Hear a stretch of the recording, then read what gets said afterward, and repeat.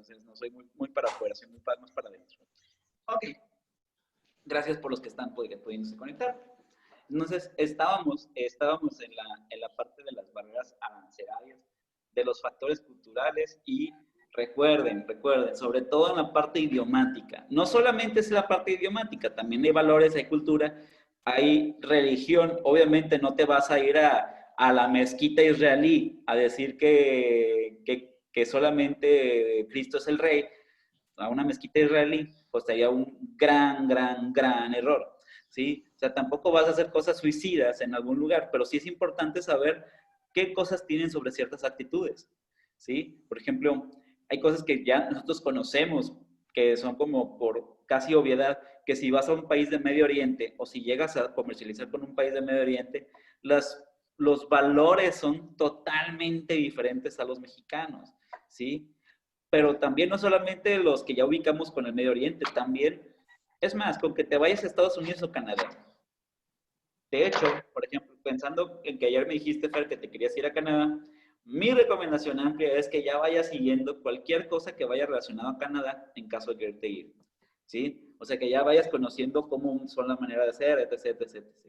De lo poquito que sé, aquí, allá es, si tú dices aquí un comentario que puede ser, aquí hay muchos comentarios que son como de broma, que allá serían tu peor error, ¿sí? O sea, no se permite cualquier comentario de racismo, clasismo o cualquier cosa que quieras poner en contra de la comunidad LGTBQ. ¿Sí? Cualquier comentario que hagas ahí son penados, ¿sí? Entonces, ten cuidado con eso. Allá no digas, si dices, por ejemplo, es más, ¿sabían ustedes que si tú, y lo vieron en los memes, ¿no? Si tú pones la palabra en Facebook, negro, te vetan. ¿No sabían eso? Sí, que si Te bloquean la cuenta. te bloquean la cuenta por poner la palabra negro. Aunque sea circunstancialmente de otra manera, en lo que te averiguan, te bloquean la cuenta. ¿Sí?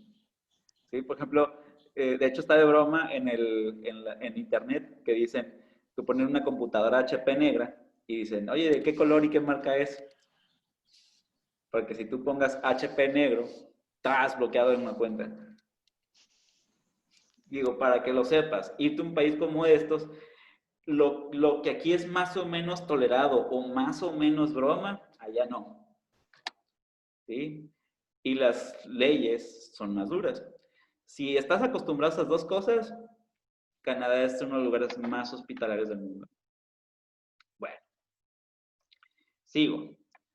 Otra cosa son los factores tecnológicos. Al lugar a donde vas, si hay mejor tecnología, incluso te sirve más mejorar tu producto allá que incluso solo comercializar. Pero si es un lugar que tiene menos tecnología que la tuya, pues será muy bien recibida, ¿sí? Por ejemplo, nosotros recibimos muy bien las cosas coreanas del sur, ¿sí? ¿Por qué? Porque de alguna manera u otra la tecnología de ellos está mucho mayor, es mucho más grande, perdón.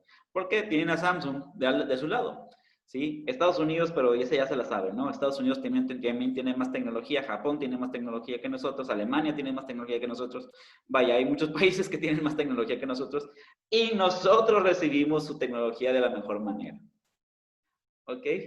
Muy bien. Y por último, los factores geográficos. De hecho, los factores geográficos es una de las atracciones más cañonas que tiene México y por lo que muchas empresas traen parte de sus operaciones aquí, ¿sí? Muchas de las empresas transnacionales, por ejemplo, ven a México y a Brasil, en países latinoamericanos, como grandes atractivos en cuanto a recursos naturales, ¿sí? Y entonces puede ser una razón por la cual puedas poner una sede en algún lugar o querer vender cosas en algún otro lugar. Si, por ejemplo, el lugar tiene carencias de litoral, clima, flora y fauna, si tú vendes algo relacionado a climas, floras y faunas diferentes del lugar de origen, probablemente tengas un mercado que esté dispuesto a comprarte.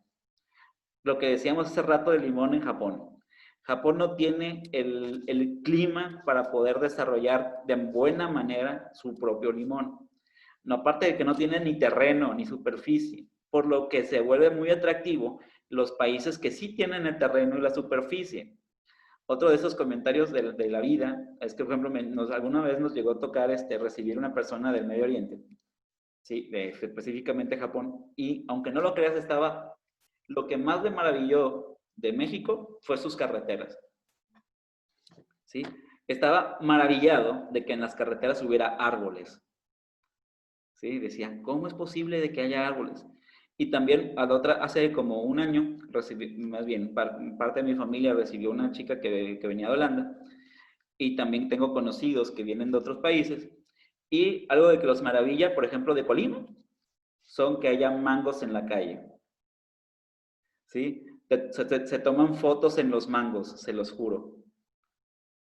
¿Sí? Y entonces era como de, wow, mangos mexicanos. Sí, vaya, entonces México tiene exagerada cantidad de recursos. ¿Sí? ¿Sí? Tú vas a la avenida y vas a encontrar mango, limón, si te esfuerzas un poco más, las parotas, vas a encontrar tamarindo, vas a encontrar un montón de cosas que en otros lados no hay. Entonces somos muy ricos en recursos. Entonces, es un factor geográfico para estar en un lugar o para comercializar al lugar en donde no hay. ¿Sí? Por ejemplo, también aquí en Colima se exporta en menor medida café. ¿Sí? También el café colimense es exportado. Y también el arándano, ese es en Jalisco, pero pues está cerquita. El limón, te digo. Y creo que la papaya. La papaya es otro que se exporta mucho. Melón, papaya y sandía se exportan. Bueno, me voy rapidito con esto porque este es un tema parte de lo que va a decir Roberto. Yo sé que Roberto trae más todavía, pero es parte de lo que va a hablar sobre la edad del oro del capitalismo. ¿Sabían ustedes que para hablar de marketing internacional, a partir de cierta época todo fue como en viento en popa y después empezó a bajar? Y de hecho México fue uno de los países que también aprovechó la edad de oro del capitalismo, más no tienen tantas cifras, ¿sí? Estamos hablando de que, fíjense el rebote, desde 1910 a 1950 en Europa Occidental se crecía alrededor de 1.6% por año, versus desde el 1950 hasta 1970 se crecía a un ritmo del 5% anual. ¿Qué significa? Que el mundo, casi en general, creció a unas cantidades ingentes. Prácticamente, por ejemplo, en Europa se crecía 3 veces más por año en los 50s y 60s. ¿Sí? En Japón, ni te digo, vean, hasta 1950 se creció 1.8 y después empezaba a crecer a un ritmo del 9.5%. Imagínate crecer tu estructura 10% cada año. Y sobre todo pensando que eran 2%, es casi 5 veces más lo que crecías año con año. También tiene que ver mucho que terminaron la guerra y terminó devastada Japón. De hecho, creo que me estoy metiendo en problemas, pero una de las cosas que afectó a Japón brutalmente, pero que después le sirvió muchísimo, fue la guerra. ¿Sí? Por ejemplo, los países que perdieron la guerra, que fue en la Tercera Guerra Mundial, que fue Japón, Italia y Alemania, que fueron los perdedores, ¿sí? Los tres tuvieron crecimientos brutales después de la guerra, porque tuvieron políticas o hicieron cosas que los pudo catapultar. Por ejemplo, de hecho, mucho de la cultura japonesa que ustedes ubican de respeto al prójimo, de cuidarse, etc., etc., que sé que mucha gente respeta y adora de Japón, nació a partir de la Segunda Guerra. ¿Sí? Mucho de lo que conocen de la disciplina alemana y todo eso, se potencializó, ojo, ya existía, pero se potencializó después de la Segunda Guerra. ¿Sí? Entonces, creo que a veces perder una guerra hace que te pongas en una mejor perspectiva. En este caso, le sirvió mucho al tridente. Y por eso les dije, creo que me estoy metiendo en un problema. Porque decir que perder una guerra significa, en este caso, le significó una proyección económica mucho mayor, es meterte en problemas. ¿Sí? Pero bueno, decir, de alguna manera existió la edad de oro del capitalismo. Y para ponerme nacional, fue la época de oro también de México. Empezó a tener unos crecimientos enormes México, ¿sí? Sí, empezó a tener crecimientos también del 3-4% anual. De hecho, estoy hablando que en cerca de los 60, en México, entre 50 y 60, 40, 50, 60, México tenía la característica de que podía ser una potencia mundial. Ya estaba considerado como uno de los países de primer mundo casi. Al nivel de lo que México llegó a tener en su tiempo. ¿No me creen? Investíguenlo más. Pero México estaba casi como una potencia mundial. De eso es de que un pasito bien extra y estábamos a un nivel en el podio, por así decirlo. De hecho, México no está tan mal aún, pero estábamos en el podio, ¿sí? Pues eso es para evitar lamentarnos un poco más. Es decir, teníamos una época dorada también México. Por otro lado, también Japón, y te digo, crecimiento brutal. Entonces, había frases, esta frase me encantó cuando la vi. ¿Me la puedes leer, José?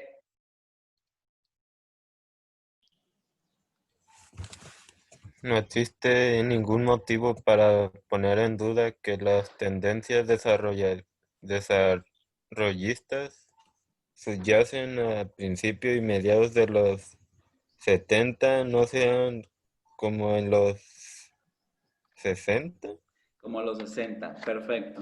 Gracias. Muy rara su frase, profe. Ya sé, porque te lo voy a traducir ahorita. Ok.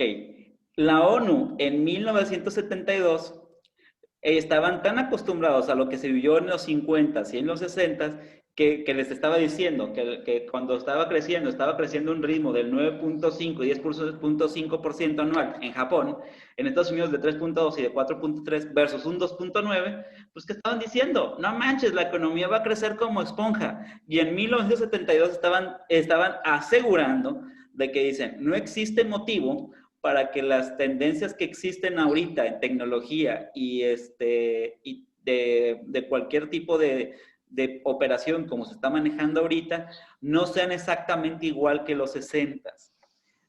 Explicado, ellos pensaban que se iba a seguir esta edad de oro del capitalismo hasta el fin de las épocas, de que íbamos a crecer 10% anual y que iba a ser tan romántico que ahorita hubiéramos tenido demasiados recursos.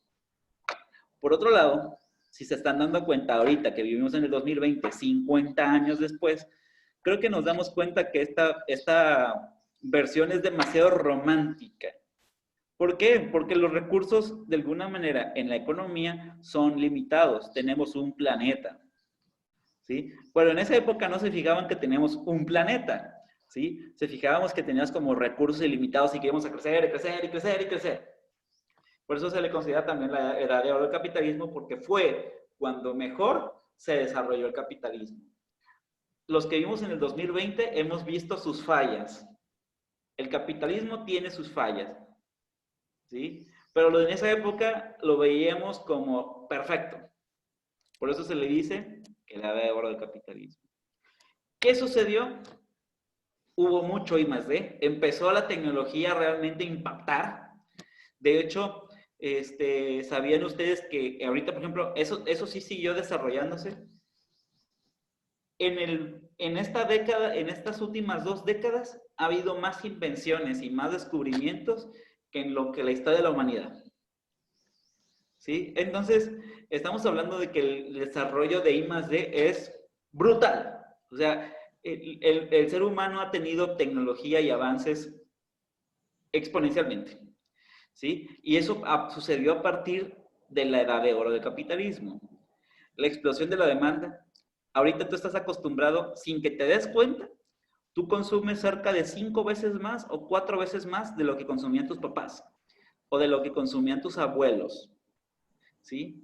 se dice que en situaciones de necesidades cubiertas, ahorita es cuando más necesidades cubiertas, a pesar de la inequidad de salarios, a pesar de la inequidad económica, es de la época que más gustos te puedes dar. Que no lo sientas es porque estás acostumbrado a esos gustos. Pero en realidad, ahorita es cuando es más accesible para muchos acceder a productos y servicios. Estoy hablando de la clase media mexicana y la clase media colimense, ¿sí? Si tu condición es de pobreza extrema, pues bueno, sí, no vas a tener las condiciones que te estoy diciendo de explosión de demanda. Les comento aquí no existe nadie en pobreza extrema, entonces sí están viviendo como 3, 4 veces más los productos y servicios. Bueno, apenas estaba entrando la globalización como la conocemos, la economía era más abierta y como no conocían de comercio exterior, apenas empezaba a haber una transnacionalización embrionaria. Entonces había muchas facilidades para moverte entre países. Muy bien. Y ya por último, del día de hoy, hablo sobre la balanza comercial. Para ya no tocar más tema de Robert, hablo un poquito sobre la balanza comercial. Por cierto, Robert le va a comentar sobre el sueño americano. Sí, ese está muy padre. ¿Ok? La balanza comercial es todo lo que en un año un país exporta menos importa. ¿Sí? Ejemplo, pensemos que pensamos en México. Pensamos que México exportó 800 millones de dólares importó en productos e importó 500 millones de dólares. ¿Qué significa? Significa que tuvo superávit comercial. Significa que el país obtuvo más recursos económicos que los que sacó, por así decirlo. Porque cuando tú mandas productos al extranjero, se entiende que vas a obtener una ganancia, una regalía. Y cuando tú adquieres productos del extranjero, se entiende que te vas a endeudar. Y cuando sucede al revés, cuando importas más de lo que exportas, existe un déficit comercial. Muy bien.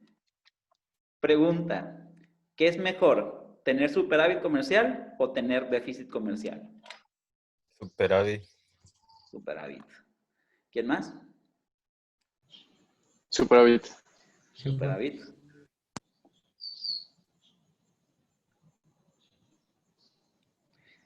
Ok, con este dato tal vez los haga repensar. Estados Unidos es uno de los países más endeudados del mundo, con más déficit comercial. Importa mucho, ¿no? Importa muchísimo más de lo que exporta. Por el tipo de cambio. ¿Y qué más? Esta es una conclusión que la obtuve al día de ayer y tal vez me esté equivocando, ¿sí? Pero miren, te voy a decir así, a nivel país, si tú como país empiezas a adquirir cosas de otros países y no pagas, pero eres el dueño de las reglas de pago, pues ¿qué importa que debas? ¿Sí? Entonces, por ejemplo, que Estados Unidos deba no significa que pague. ¿Sí? Y entonces, y si le reclamas, ¿sí? Entonces, de alguna manera u otra, es el que más recursos tiene. Ojo, esto no funciona si tu país es un país muy pacifista, o si eres un país de tercer mundo, definitivamente te conviene el superávit. Pero pensé en Estados Unidos cuando dije, oye, sí, les voy a comunicar que el superávit es lo único, pues ¿por qué Estados Unidos tiene su modelo de éxito en el déficit? ¿Sí? Y es porque tienes las reglas del juego. O sea, si vas a deber, al menos si eres el dueño del balón, no pasa nada. Se lo dejo ahí. Yo sé que estoy metiendo mucho ruido en los económicos, no soy económico, pero pongo ahí cosas a la balanza para que ustedes lo consideren. Pero el chiste es, la balanza comercial es eso. Y siendo muy prácticos y siendo muy lineales, totalmente estoy de acuerdo con lo que dicen. Superávit es mejor. De alguna manera el superávit hace que te recuperes económicamente. ¿Sí? Tener déficit, solamente tener déficit si tienes inversión. ¿Sí? Si, por ejemplo, tú importas, ¿sí? Si tu cantidad de, si tú estás importando más de lo que estás exportando, pero porque estás desarrollando tecnologías o estás desarrollando una táctica para que después con tus exportaciones sean regresados con muchísimo más valor y te genere una cantidad de un superávit mayor que el que hubieras tenido en años anteriores, también es muy válido. No sé si me estoy dando a entender o estoy complicando las cosas. ¿Sí? Entonces, por ejemplo, si yo recibí pepinos y de repente al recibir pepinos los industrialicé, hice productos de belleza, hice productos farmacéuticos, hice I+D y todo eso, y a los 2 años los regreso como productos de belleza en donde los vendo 10 veces más caros, significa que cuando tuve mi superávit lo tuve mayor que cuando tuve mi déficit. Y también es una regla del básico de tener una economía más estable. ¿Sí? Y solo si eres Estados Unidos, con déficit, puedes funcionar. En el resto, superávit. Muy bien. Y por último, las barreras comerciales. Las barreras comerciales no son otra cosa que los había comentado, las barreras arancelarias. ¿Sí? En donde un país pone las condiciones para que algo entre o no entre a su país. Tiene sentido. ¿Sí? Entre más políticas proteccionistas haya en algún país, más difícil se vuelve tener de hacer que entrar un producto o no. ¿Sí? Y existen barreras arancelarias y, no y existen barreras no arancelarias. Cuando hablamos de la palabra arancelarias, hablamos de la materia de impuestos. ¿Sí? Si, por ejemplo, Kevin se le ocurre llevar ahorita tónicos para el cabello a Belice, ¿sí? ¿Sí? Entonces, a lo mejor puede haber una barrera arancelaria directamente en los productos de belleza de un 15%, significa que Kevin tendría que pagar además un 15% por cada producto para poder meter su producto en Belice, lo cual encarece el producto normalmente. Por eso cuando ven un producto que es de exportación, lo van a encontrar aparte por su trayectoria, por lo que estuvo pasando de un lugar a otro, lo que cuesta. Aparte de eso, sus barreras arancelarias inflan la cantidad monetaria. Por eso encontramos que muchos de los productos de nosotros en otros países lo van a encontrar 2, 3, 4, 5, hasta 10 veces más caro. ¿Sí? Aparte porque normalmente pues lo que queremos a la hora de exportar algo es que después de barreras arancelarias, después de tu logística de transportación, incluso tengas un interés por hacer eso. ¿Ok? Entonces, definitivamente es lo que engrosa el valor de un producto. Si nosotros el día de mañana quisiéramos hacer una iniciativa que ayudara realmente en la economía mundial, tendríamos que buscar la manera en que o los aranceles se bajaran o que los medios de transportación se bajaran. ¿Sí? Eso realmente es una política económica. Yo sé, estoy hablando de cosas que lo puede desear la reina de belleza, ¿no? Porque sí es simplemente, no es una cosa decirlo y otra cosa es hacer todo un mecanismo para ahorrar realmente costos de transportación. Pero creo que existen métodos, ¿no? Ya, creo que tenemos tecnología para desarrollar algo más potente que, por ejemplo, ahorita que estamos con un avión. Y dirán, ¿más rápido que un avión? No tiene que ser más rápido que un avión, porque gaste menos recursos. ¿Sí? Creo que el avión es el más caro de métodos de transportación. El barco tal vez no lo es tanto, pero la bronca es demasiado lento para lo que vivimos ahora. Muy lento. Demasiado lento. O sea, puede durar un mes tu producto metido en un lado para llegar a otro lado. Y en estos tiempos es demasiado. Entonces, creo que si encontramos otro método para poder transportar algo en muchísimo menos tiempo, realmente estamos apoyando la economía mundial. ¿Sí? No de otra manera, porque el comercio exterior va a seguir existiendo. ¿Sí? Nos guste o no, seamos proteccionistas o no, vamos a seguir importando productos de otros países y nosotros mandándolo a otros países. Ya lo descubrimos como la fórmula. Bueno. Y las no arancelarias son las leyes adicionales que pueden impedir que entre un producto, aunque no te pongan ningún impuesto, que digan simplemente aquí no entra eso. De hecho, por ejemplo, pasó, hablando de shampoos, hablando de tónicos, pasó mucho, sobre todo después del 11 de septiembre. ¿No se acuerdan de que cuando estallaron esos aviones en la Torre Gemelas, de repente la seguridad internacional se magnificó bien cañón, a tal grado que, por ejemplo, ahorita en un avión comercial todavía no puedes meter cualquier producto de belleza así como así, ¿sí? Entonces, imagínense, a la hora de tratar de comercializar algo, por ejemplo, había gente que quería comercializar a otro país harina y pensaban que era anthrax o cocaína, ¿sí? Entonces, simplemente, ¡pum! En lo que sí que no, te incauto eso, ¿sí? Y entonces puede ser una barrera no arancelaria, ¿sí? O prohíbo el uso de tales shampoos, tales cosas, porque pueden ser un arma química. Órale, barrera no arancelaria y no se vende el producto. Ok.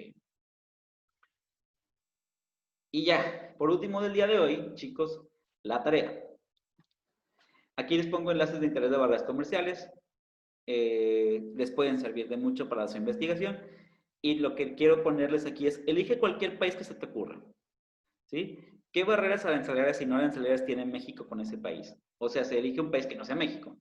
O sea, no sé, elige, no sé, Colombia. ¿Qué barreras tiene Colombia? ¿Qué barreras ahora no arancelarias tiene Colombia? ¿Qué productos tienen cierto impuesto para mexicanos? ¿Tienen cierto impuesto para Colombia? ¿Y cuáles productos no tienen impuestos, pero no los puedes meter? Cada país tiene sus propias reglas. Y la idea es que puedan ustedes leer por ahí. Muy bien. De algún país que elijan. ¿Algo que me quieran compartir? ¿Algo que me quieran decir, chicos? ¿No? ¿Sí? Ok. Chicos, ya sé Kevin, pero los veo a las 9:27, ¿va?